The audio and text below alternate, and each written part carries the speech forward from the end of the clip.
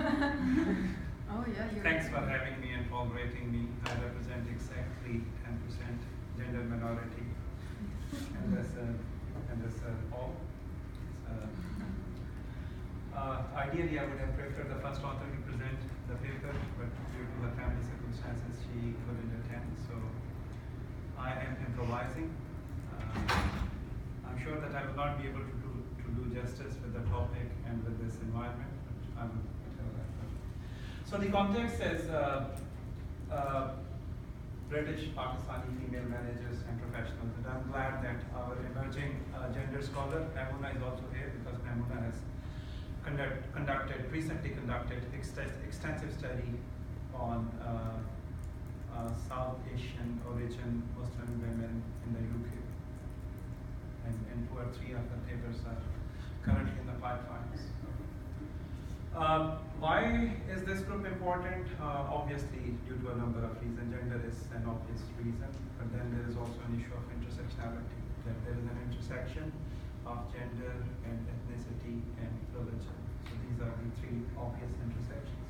But then there is also another element which makes this research relatively more interesting, that we are not talking about those women who are stereotypically presented as the underclass women or the disempowered women. We are talking about women who belong to ethnic minority, but they are managers and they are professionals.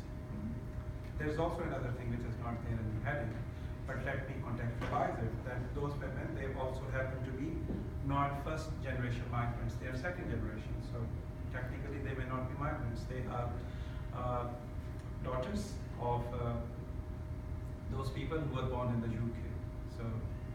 So ideally, those issues which are faced by first-class migrants, we would hope that perhaps they would not face those issues. The issue of culture, the issue of English language, the issue of access to resources and all of that. So it would be assumed that those issues are not with them. So apparently, it should be relatively easy for them to integrate into the societal and organizational culture. So with this context, we use intersectional lens to explore career experiences of the second generation British Pakistani female managers. While this group should be relatively advantaged by virtue of its managerial and professional status, in the study we would make it obvious that the disadvantage caused by the intersectionality of their gender, ethnicity and religion continues to be reproduced. And we would demonstrate that practices that are considered the norm in organization. Now, norm is a very, very difficult thing, and it's a very tough thing, that if you are not fitting the norm, then basically you are making yourself vulnerable to be penalized. You are becoming visible, and if you are becoming visible in a deviant manner, in a manner in which you are deviating the norm, then you deserve to be penalized. That is what the study shows. And our crucial to fitting in can create feelings of difference and marginalization because of the diverse employees' inability to fit in and become invisible. So we have to be invisible in organizations if we don't want to be penalized. The study shows that being at an intersectional location increases these women's visibility in a negative manner. Okay, just theoretical framing of it. Organizations differ in the visibility of inequality and legitimacy of inequality. Many of us have come across this hypothesis many times. By legitimacy, Acker refers to organizational justification of the existence of race or ethnicity, gender and class due to whatever reasons. It could be economic reasons, political reasons, or whatever, sociological reasons. So basic beliefs about all of these markers of identity of the employee implicitly or sometimes explicitly affect the legitimization of inequality. So they have to be treated in a different, often unequal manner because of those deviations. The unquestioning attitude to organizational control and the normative practices, they reinforce inequalities through expectation of compliance, that those who are deviating, they have to comply with the norm because this is something that is how things ought to be done. Bayberg and Wiles, they argue that fitting in is essential to the internalizing of professional identity. So what exactly is the right behavior? So what exactly if we as women, if we as minority employees, if we, whatever our marker is, if we are to progress, then perhaps we have to know the right behavior. What exactly is the right behavior in organizations? Acker refers to the variability of norms and argues that what is appropriate varies, of course, in relation to the situation, the organizational culture and history, and the standpoints of the people judging appropriateness. So here comes the issue of managerial discretion. So those who are making decision about what is appropriate and what is not often happen to be white men. So they have to make certain judgments. The challenge of fitting in the mainstream norm is particularly complex and demanding in the case of ethnic minority women due to obvious reasons. Context, I'm sure that we all know that there is a dearth of studies on ethnic minority women's experience or challenge of fitting in the dominant organizational norm and culture. So we address this gap through this paper. While second generation ethnic minority immigrants tend to be better educated than their parents' generation and better educated than their white native peers. This is important, that it's not only that they are better than their parents, they're also better than their white peers. And this specific group should also be advantaged by virtue of its professional or managerial status. The study finds this disadvantage, it continues to be reinforced, recycled, reproduced. Okay, so we, in this specific paper, we draw on data which was based on interviews with British Pakistani women. BPW is the abbreviation which has been used in this paper. 37 of them were interviewed by the first author, who herself is a Pakistan origin or Pakistani heritage female who is conversant in English and Urdu languages in their homes, offices, or cafes. As a result of initial few contacts, other participants were recruited through snowball method. All the interviews were conducted in stages using a biographical narrative interpretive method, interview protocol. So, in terms of findings, 3 organizational expectations have been identified in a man. If you want to fit the norm, you have to be a man. If you want to fit the norm, you have to be a white, being a white. And if you want to fit the norm, which is the organizational norm, you have to be able to socialize at work. So these were 3 expectations which were identified, which we argue are particularly demanding for ethnic minority women due to the location of their intersectional identity. So this is the, in this figure we have tried to capture it. This is the essence of the research which was conducted with this specific question in mind. So their intersectional location makes it difficult for them to fit the norm of socializing at work. As a leader or manager, they should be able to fit the norm of socializing. They have to learn to be a man. So we know that the whole notion of leadership, the whole notion of manager, is very masculine in its basic structure and the way it is defined. And not knowing white behavior, so the ethnic penalty is also there, the cultural penalty we call it. Together, all 3 of these factors, their interplay results in their inability to fit in and be invisible. So let me give you some illustrative quotes of the interviews. So work-related socializing was an uncomfortable activity for some of the participants. 2 explanations appeared from their quotes.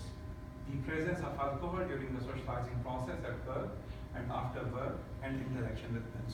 So presence of alcohol and interaction with men, that was, and now you see that interaction with men would not be a major issue for all ethnic minority women, and similarly the presence of alcohol would not be an issue for all ethnic minority women. So you see that there is also an interplay of the intersection section of ethnicity with religion.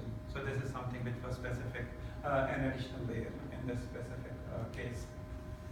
Some of them felt excluded because of the predominance of alcohol in work-related networking and socializing practices.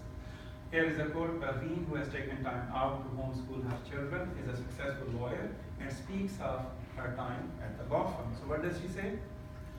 When we were working, we had to socialize, and initially I found it very uncomfortable, because you would have after work drinks in a pub, for example, and I would find that really uncomfortable, because even if you are having dinner in a pub, you would have dinner and then people would start drinking, and then by the end of the evening it would get very, people would start behaving in ways that they would not, or say things that they would not normally. So it was uncomfortable, and especially when you are the only one who is not drinking. So you're already visible, and you're making yourself more visible. So things like that were always quite awkward. So here this comment is indicating that she is conscious of not being able to assimilate or not being able to become a norm. So she is deviating from the norm. Let's look at the second theme which we identified: organizational norm of masculine behavior, learning to be a man. So whether they are able to be, if you call it, able to assimilate in the masculine culture of leadership and management. And this is specifically relevant in those organizations or contexts which are male-dominated, for example, engineering firms. So working in a male-dominated organization means women have to behave like men. So while most of our respondents struggle in being male enough to be invisible, some of them have managed to become male enough to become invisible. So some of them have found their own resources there. So it's not that they are completely passive, repressed, and without agency and unique resources. No, they have their own ways of getting around things, if you call it. I mean, they say to me, because sometimes I say, well, don't you see me as a woman? They don't. They see me as another man, which I'm a bit affronted by, because I am so female, but to be able to survive. But you know, to them, women are the vulnerable women, who are the nurses, who are the secretaries, who are the representatives, who are going after them. Whereas me, because I don't go after them, I don't do anything. They just see me as another male, and they don't see me as a competition or anything. So this is another. Look, that if you have to become invisible, you have to act like a man. You don't have to act like a secretary. You don't have to act like a nurse. You don't have to chase them. You don't have to massage their ego. You have to be just yourself and act like a man. Okay. The third one was organizational implication of not knowing enough white behavior. Clearly, the ethnic deviation, not being enough white. The narratives of the participants demonstrate that their cultural or ethnic upbringing includes not knowing enough white behavior. So there are minor things. For example, they are not up to date with things such as the Game of Thrones. I don't know how many of you are following, but at some workplaces that is something which you have to be up to date. That if you have to make some conversations over tea break or over coffee breaks. Some of them have grown up knowing more about the Pakistani diaspora world and the Pakistani or Islamic way of life while living in Britain rather than the British way of life. So there is a whole, if we take a relational lens, there is a whole societal context into it, where they live, where their houses are, what are the families with whom they interact. This makes them feel different. It also results in their not being adequately socialized to cope with the work world, mainly because of the work world is white and masculine.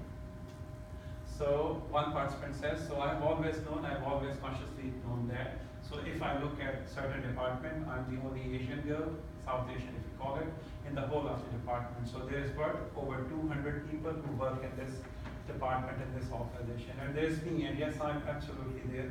But do I feel different? Yes, I do. And there is. And every so often, it is certain things that make me feel different. And maybe that's because I don't share a joke with somebody. I don't understand a joke with somebody. So, and these are common issues, not sharing a joke, not understanding a joke. Jokes are even different. Their appreciation values are different, and they differ from one culture to other. So these were some of the examples which I wanted to share with you, or we wanted to share with you. To sum it up, overall the study suggests that being at an intersectional location, intersection of gender, ethnicity, and faith, it creates a situation which perpetuates and reproduces subtle and refined forms of discrimination for the participants. This can be as a result of not only inequality regimes that are considered a norm in organizations, but also a consequence of intersectional identities, which result in their visibility and in their inability to fit in and merge and become invisible. So the inability to fit in and merge itself becomes an invisible barrier to progression. So we must pay salute to those ethnic minority women, very few, who still make it to leadership and managerial and professional roles in organizations. With this, I can conclude this presentation. Questions from the audience? Yeah. Thank you, Jawad, for the presentation. There's the point about masculinity I didn't quite get. So, can you clarify? What is masculinity? No, like the way they, what is the expectation of behavior? So they need to be behaving like men so Like that they... The expectation is that in order to, which is not only an observation for ethnic minority women, but for all women, that in order to be able to progress to leadership and managerial careers, that is something which perhaps Maguna also investigated in her own study, which she has recently completed. They have to be able to follow the masculine approach to management. They have to follow and comply with the masculine norm of leadership. A leader has to have certain traits, and those traits are often stereotypically associated with being men. Can I just add, I'm doing currently a piece of research in one organisation, and the women are actually told on a regular basis when they have their performance reviews to be more outspoken. And you know, I had this focus group where there were men as well, there was one, you know, the men don't seem to be incredibly outspoken, not in focus groups when we're talking about gender diversity.